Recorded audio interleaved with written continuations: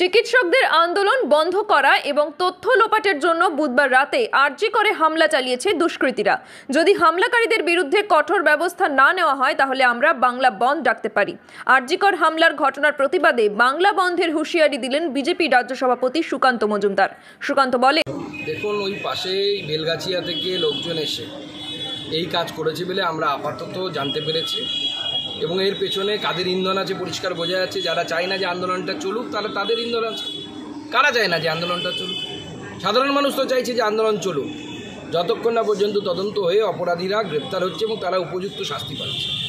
উপযুক্ত শাস্তি মানে কি? এই যে ধরনের অপরাধ হয়েছে এই অপরাধের শাস্তি হচ্ছে একমাত্র মৃত্যুদণ্ড। মৃত্যুদণ্ড ছাড়া অন্য কোনো শাস্তি হতে পারে না এবং কেউ অ্যাকসেপ্টও করবে না।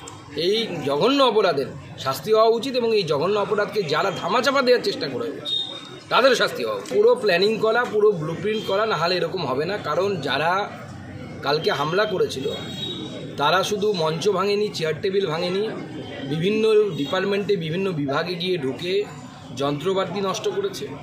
মহিলা হোস্টেলে ঢুকে গেছে। ডাক্তারবাবুদের যে আমরা এই ভিডিও দেখলাম তাতে ডাক্তারবাবুরা বলছেন, এই আরজি করের যারা আছেন ইন্টার্নস বা বলুন যারা ডাক্তারবাবু আছেন ওখানে, তারা বলছেন যে মহিলাদের হোস্টেলে ঢুকে গেছিলো উদ্দেশ্য আরও এই ধরনের ঘটনার মতো প্ল্যানিং ছিল।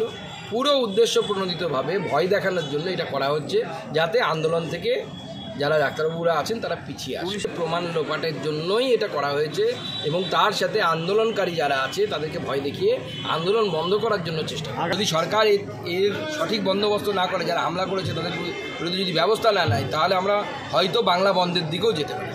সে বিষয়ে আমরা সিদ্ধান্ত নেব। আপনারা দেখছেন ইউএন লাইভ, বাংলা খবরের শেষ কথা।